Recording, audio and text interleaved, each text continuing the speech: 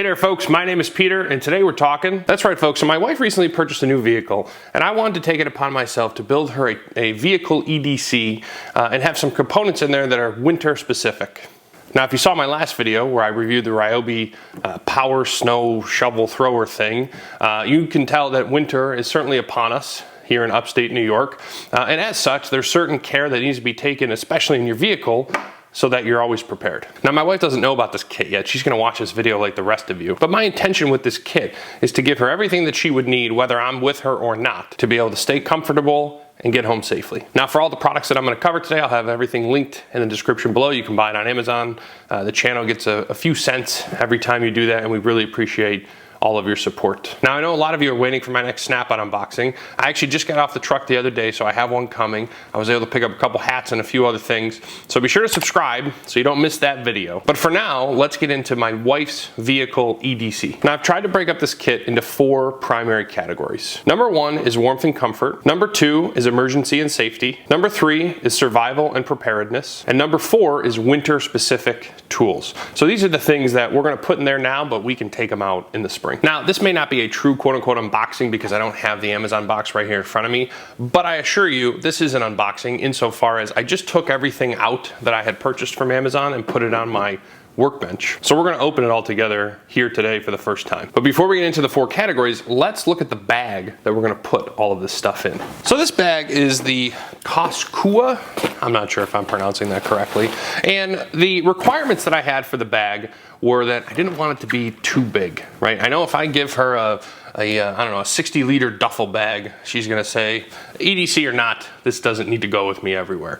So this is, I believe, 32 liters. So I think hopefully it's gonna fit a nice sweet spot for us in terms of size, but also usefulness. And I'm not sure if I succeeded here. I didn't want it to scream tactical, right? So I didn't want to go with any like camo or greens or tans or anything like that. So it's hopefully a pretty nondescript black bag. I know it does have some of these MOLLE straps here on the front, which obviously is more tactical than not. So this is the bag that I started with. It does have, it basically turns into a backpack. Right, so it's got the straps here if that's how you wanted to carry it. So if we had to take this out of the vehicle, we obviously could, but I think more generally, you're just gonna be carrying it like a regular old duffel bag. And then inside it also has the shoulder strap. So there's really 3 different ways you can carry this. This shoulder strap will probably just stay in the bag. I don't think we need to get too crazy with it, but that's what we have for now. All right, so to get started with our category number 1, warmth and comfort, let's talk about extra pair of gloves, hat, and an extra pair of socks. Now, of course, where we live, you have to leave the house pretty well prepared. So chances are you already have all these things on you already. This is just the extra set just in case, right? Now these socks are Snap-on socks. And I know, Snap-on is a very polarizing topic. People either love them or hate them. What I would say is that I was turned on to these socks long before I honestly ever started buying any Snap-on tools, right? Someone recommended to me, hey, these are the best winter socks. I said, okay, so I've been buying these on eBay now for a couple years. I actually just bought my first pair off the truck the other day. Not sure if it was worth it on eBay. They're obviously much cheaper, but they are fantastic. I wear them every single day. And so having an extra pair of these Snap-on socks in here, I think is a really good idea. For the hat, I just went with a Carhartt, and these gloves, I'm not even sure what brand they are, but anything will really work, right? The whole point here is this is in case we're, using some of our winter tools, whether it's a shovel or a brush or what have you, and we don't have this stuff. It's just gonna make you a little bit more warm, a little bit more comfortable. Of course, there's a safety aspect to this as well, right? If it gets really cold and you don't have this stuff, you're gonna wish you did, because you may end up in a much worse situation than you started off in. But again, generally you're gonna leave the house with this stuff. This is just extras. Now in this bag, they have a pocket down here they have this pocket, which is really, I think, for shoes. But we're gonna start off by putting our winter garments inside there. Now the next thing we have for warmth and comfort isn't, I don't think, gonna fit in this bag, but it's okay. It's like a totally separate item. And that is this waterproof blanket. So this brand is Braun Tide. Move this out of the way for a second. So I picked this up on Amazon. It was 40 bucks. Like I said, I haven't even opened it yet, but let's do so now. And I'm really excited about this for a number of different reasons. Of course, as we're building out this winter EDC, I think that this is a really good purchase. You never know when you may need a waterproof, windproof blanket just to keep you warm, right, even if you're within your vehicle. But we also find ourselves going to different sporting events and whatnot, and you've got these metal bleachers, so you want something to put down, and having this in your vehicle ensures that you're sort of never without it. Now, I am hesitant to pull this out of here because who knows if we're ever going to be able to get it back in, but for the sake of the video, I will. All right, so what's nice about this is that it does have this strap here, so hopefully getting it back in there is not the end of the world. Now, they say that this is big enough to cover 2 people. We'll have to put that to the test at some point in the future. I'm not going to unfurl the entire thing, but you can see the material here. It is a relatively thin blanket, like maybe if you wanted to go something thicker, more flannelly, more wool, I suppose. But I think that this is certainly something is better than nothing, right? And if you're going to go on those steel bleachers, you're going to put this side down, and you could sit here. I think it'll be kind of nice. So, and if you had to wrap this around you, I think that there are worse things that you could find to wrap around you. And so for 40 bucks, even though it'll fit likely separately from our duffel bag, I thought it was a good purchase. All right, so getting it back in there wasn't the end of the world, but it's also probably not something you want to do that often. All right, and then we have 2 more things for warmth and comfort. Number 1, hot hands hand warmers. Again, not everything in here is just about like survival and preparedness and oh my god, something broke down. It's also just about being comfortable. I have these in my truck, and we actually I had to give my wife some the other day because she was going somewhere where she needed them. She had to hand a couple out to people. So now she has them in her vehicle. This brand is the sort of canonical hot hands brand, but you can find these at pretty much any store. They have a number of different brands, and I find that they all kind of work just the same. And then sticking on the blanket theme, we have 6 emergency thermal blankets. So these are of course meant to direct your body heat back into you so it doesn't escape. You can use these for all sorts of different things. We're not a hiking, climbing, skiing family, but again, just the other day, the thruway near us shut down, cars got stuck, so you could certainly imagine a world in which you would need something like this, and now we have it. And I'm thinking that this pocket right here in the front might be a really good pocket for these, because I think they're going to fit perfectly. So why don't we open these up? These are, of course, all individually wrapped, so there you go. 6 emergency blankets, fits in that front pocket there. And we're moving on. All right, so next let's talk about emergency and safety. So number 1 is you gotta have one of these battery jumper packs in every vehicle that you have. This one is a NOCO, which really is like the best brand for my money. I bought this, I think, last year on Black Friday, I wanna say, so I got it on somewhat of a deal. They make many different types of these. This is not like the the overwhelmingly sized one. You can't start, I don't know, a tractor trailer with this, but for her vehicle, I think it'll work just fine. This is the GB40. The one thing with these is that you have to be sure to get them plugged in on a semi-regular basis to make sure that they always have a charge. In fact, this one right now does not have a charge. So we'll get this plugged in, but it comes with your jumper cables right there. I do carry like a set of, like I have this and a set of like really long jumper cables in my truck, but I don't think you generally need that. I think that this is more than sufficient. And of course, if you're keeping up on all like the regular maintenance with your battery and everything else, then hopefully you'll never need this, but maybe somebody that you know does, and it's always good to have it in there. But you have to keep them charged, otherwise they're just expensive paperweights. All right, next we're going old school, a map of the local area. I have only used a map for navigation once, and that was when I took driver's ed. Well, too many years ago to count now, but they're good to have, right? Obviously, your phone is honestly your primary survival device, if you will. And what's great now, especially on the iPhone, is that you can download the maps, so you have a local copy even if you don't have cellular service. So like I have basically all of New York downloaded to my phone, but of course the phone needs a battery and the battery could die. So you can't always rely on that. This is really just, hey, we've exhausted all other options and we have to go to the paper map. This was actually more expensive than I would have expected it to be. I think it was $10, but now we have it. And then the last thing in our emergency and safety bucket is this first aid kit. Now, you've seen this first aid kit before if you've watched any of my other videos, specifically my truck EDC video, which I'll link somewhere. So check that out if you haven't already. The problem with this is sort of twofold. One, it's big and it's bulky, right? Obviously, it's a trade-off because this is a waterproof case, so it's great for stuff like that. But in my case, I find that it's so big and bulky that the way that I have to store it means I don't get to use it as much as maybe I would need to, right? Like I have maybe Band-Aids elsewhere that I reach for because this is too cumbersome. So I did not buy my wife a second one of these. Instead, what I did is I picked up these MOLLE pouches, right? These are admin pouches. Now there's actually 2 of them in here.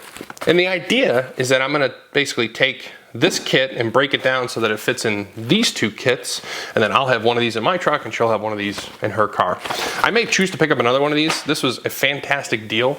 I got it at Costco, I think it was 20 bucks. So it's a good thing just like to have it around the house. And again, when I think first aid and stuff like that, I'm a Band-Aid boo-boo kind of guy, right? I am not a trained medic or EMT or anything of the sort, so IFAKs and all that sort of stuff, if I had it, it would just be wasted space, right? Which isn't to say that at some point in the future I won't want to learn, how to apply that stuff should I need to. But for now, that's just beyond the scope of what I know and what I'm comfortable with. So if you have a headache or a cut that you need a Band-Aid for, I'm your guy. And this kit basically solves that pretty nicely. Now, because I don't want this video to get too long, I'm actually gonna bring you back once I've had a chance to move this into here, and then we'll keep going. All right, so what I did is I took everything that was in this hard case. You could see it, well, half of it is laid out in front of me here. Now, in order to package up some of the creams and some of the medicines, I had previously bought like 3,000 of like these little plastic baggies on Amazon, and I find them to be infinitely useful. I actually use them all the time. So recommend picking up some of those so you can organize stuff like this. But here in the B-roll, what you'll see is that I basically broke up the kit in half so I can build 2 of these. You've got your medicines, you've got your bandages, so on and so forth. Everything that you see on the table fits in the admin pouch. So this is what the admin pouch looks like. It came with this USA flag, patch, and then I bought the medical patch as well. In the front here, I have basically all of these plastic baggies. So you got your creams, your medicines, etc. And then on the inside, you've got your bigger stuff. I'll be honest, I don't know that it was like perfect because it's just kind of like one big empty space, but there is a little bit of organization. You've got your gauze pads over here, you've got your nitrile gloves, you've got your trauma patch in the middle, so it works and the price was right. So of course with this admin pouch we can clip it on these MOLLE straps for the bag if we want to, or we just put it inside of the bag. I'm not really sure, but at least now for both of our vehicles I have a much more compact way to carry all this stuff. She has one for her car. I'm gonna pack this all up and have it in my car, and then we're gonna move on to the third category. All right, so category number 3 on our list is survival and preparedness. Now, survival is of course a loaded term. This is not a bug out bag. I don't even know that I'm capable or qualified to make one of those bags, but this is just enough fix basic stuff. Number 1, you gotta have a roll of duct tape. There's that old meme, right? Does it move? No. Is it supposed to? WD-40. Is it not supposed to? Duct tape, right? So, infinite number of uses. You gotta have a roll of this in your truck or your vehicle. I have one in mine. My wife has one in hers. That's the first step on our survival and preparedness track. Number 2, zip ties. So this is the other thing that you basically can never be without. Now this is a 100 set. These are 12-inch zip ties. Of course, zip ties come in varying quality bars, and I've never bought this from this company before, so I'm not exactly sure what we're getting, but my plan here is I'm basically just gonna cut this down the middle, put 50 in her car, 50 in my car, and we'll go from there. And then lastly, some tools. Now, I am not gonna go deep into this tool roll because I've actually already done a video on this, so I'm gonna link to it here. I originally put this tool roll together to be in my Kawasaki Mule. I don't use the mule as much, and in fact, even when I do use it today, I'm never so far away from home that I don't have access to all the tools that I have in my garage. So this tool roll has actually been in my wife's vehicle for quite a while, but now we're just bringing it into this larger kit. Now, this stuff is, again, very, very, very basic. And for the folks that have watched this channel for some time and like to pick on me for buying Snap-on tools, you will be very happy to know that these are Pittsburgh tools. That's right, Pittsburgh Harbor Freight. You've got a set of linemen's. What else do we have in this thing? I don't even remember. I put this together so long ago. You got a pair of needle nose. You've got a pair of snips. We've got some Allen keys. We've got some scissors. What do we got here? We got a set of channel locks and a set of slip joints. So all the basic things you could need to grab, pull, twist, pry, what have you. And of course, we've got a couple screwdrivers. So these are just random ones that I had laying around. You got a Phillips number 2, looks like a Phillips number 1, and a small flathead. I should probably get a bigger flathead because for prying and such not, but for now, we've got this Craftsman made in the USA flathead, and that's basically it, right? So again, we're not going to do anything crazy with this toolkit. If I am with my wife, of course, I have my sling bag, so I've got a few more tools at my disposal. But in general, this is for the most basic of tasks, basically emergency type stuff, and we'd rather have it and not need it than need it and not have it, all that sort of stuff. So I do appreciate this Carhartt tool roll. I remember when I bought this, I was like, I don't really know what I'm going to use this for, but it seems nice enough. You know, it's pretty compact and does have a handle on it, so you can carry it pretty easily. Stuff does tend to fall out from time to time, so I don't think you really want to carry it like that, but it's good enough to get you out of a pinch. And again, for the Snap-on snobs, Harbor Freight, Pittsburgh. And I almost forgot, the last thing on our survival and preparedness category is some sustenance. Now, these are on sale at Amazon. These are peanut butter Cliff Bars. I'll put a couple in my wife's vehicle. I'll put a couple in mine. Again, not gonna do much for very long, but better than nothing.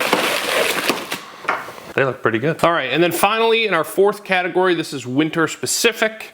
A lot of the stuff isn't gonna fit in the bag, but you gotta have it in your vehicle no matter what. So the first things first is a snow brush and window scraper. Now, we're very fortunate that the vehicles stay inside, but of course, the vehicle, you know, when we go outside, they're outside. So you do need something to scrape the ice off your window. I like this one. I bought it at Costco because it's extending, and then you can also change it so that the head turns, right? So you can either give it one of these to pull it off, or if you prefer, you can give it one of these, more like a windshield wiper. And again, takes a fair bit of effort, but it does collapse down. So that's our windshield wiper brush. Next is our shovel. Again, you've seen this before. If you watch the channel, you should watch my truck EDC video.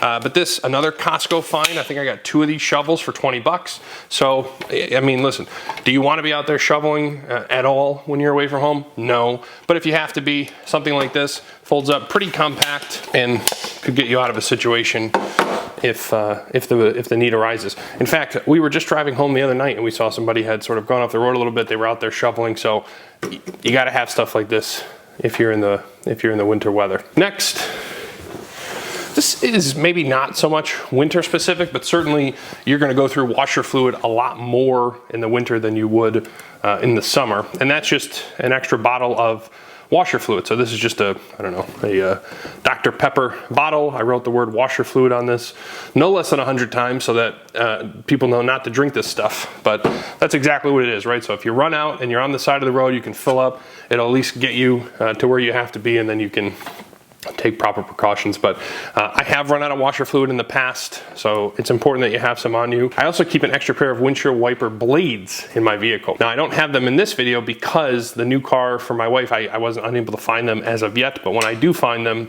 I will put a pair in her vehicle as well, so that if you break a wiper and you're out on the road, you don't know how far you're gonna be from stores that will have that stuff. So you want to have it, otherwise it could be pretty dangerous. In fact, Christmas Day 2 years ago, we were in my truck and I had a windshield wiper break.